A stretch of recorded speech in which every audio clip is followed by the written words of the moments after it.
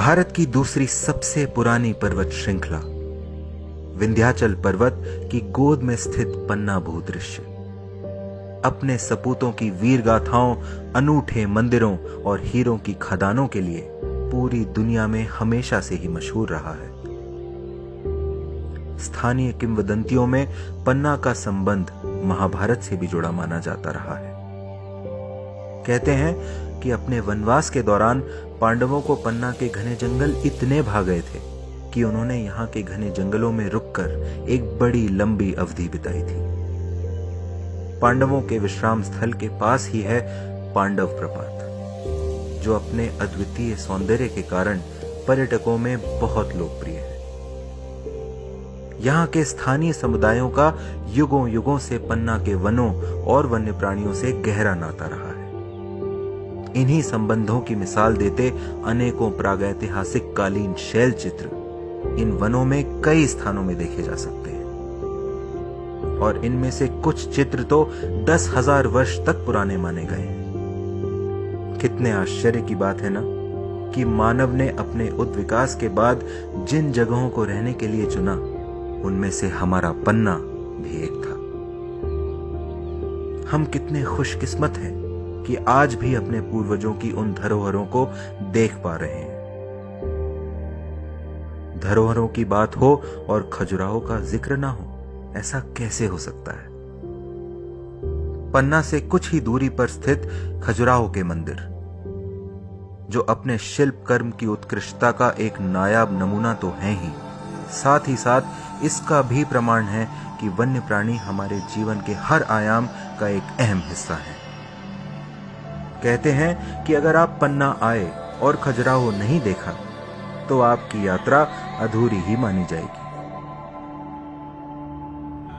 घने पर्णपाती जंगल, ऐतिहासिक अवशेष, अद्भुत अद्वितीय भू आकृतियां और सैकड़ों किस्म के असंख्य वन्य जीव, यह सब मिलकर पन्ना को एक विशिष्ट पहचान देते हैं।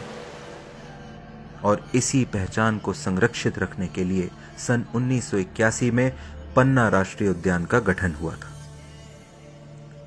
तब से ही पन्ना को एक श्रेष्ठ वन्य प्राणी रहवास बनाने के प्रयास प्रारंभ हो गए। लगभग 1 दशक के सतत परिश्रम के बाद जब यह जंगल वन्य प्राणियों, विशेषकर बाघों से आबाद हो गए, तो वर्ष 1994 में इसे टाइगर रिजर्व का दर्जा भी दे दिया गया।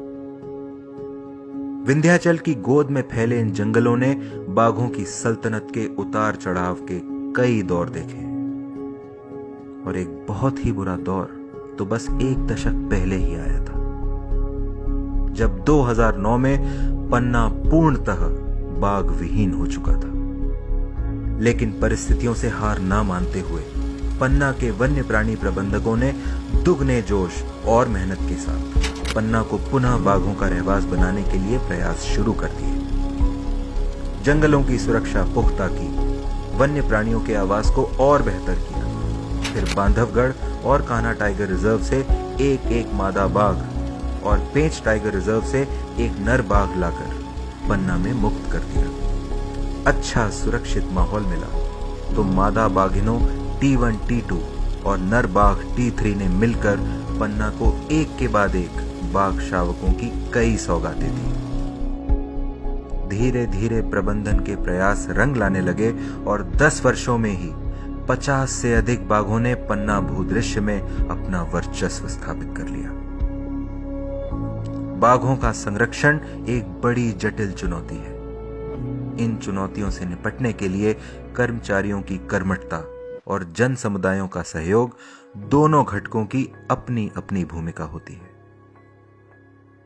पन्ना टाइगर रिजर्व को एक बेहतर वन्य प्राणी आवास बनाने के लिए टाइगर रिजर्व के समीप रहने वाले समुदायों के हर एक व्यक्ति ने अपना पूरा प्रत्यक्ष और अप्रत्यक्ष समर्थन दिया।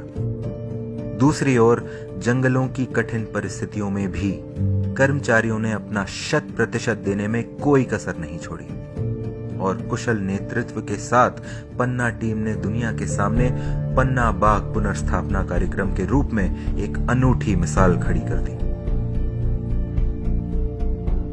आज पन्ना के जंगलों में उन्मुक्त घूमते ये बाघ इस बात का सबूत है कि 10 सालों तक सभी के मिलकर किए गए सतत प्रयास व्यर्थ नहीं गए। आज पन्ना बाघ पुनर्स्थापना कार्यक्रम की धाक पूरी दुनिया में है, जिसे कई पुरस्कारों से सम्मानित भी किया गया है। अब देश विदेश के वन्य प्राणी विशेषज्ञ और वानिकी छात्र यहां देखने और सीखने आते हैं कि तेजी से बदलती दुनिया में बाघों का संरक्षण कैसे किया जाता है। बाघ संरक्षण का तो उद्देश्य ही है कि न केवल बाघ बल्कि पूरी खाद्य श्रृंखला और वन्य प्राणी रहवास को सहेजा जाए। पन्ना बाघ पुनर्स्थापना कार्यक्रम का लाभ हमारे राजा बाघ के साथ साथ उसकी प्रजा को भी पूरा मिला। तभी तो पन्ना के जंगलों में तेंदुए भी इतने फल फूल रहे हैं और शर्मी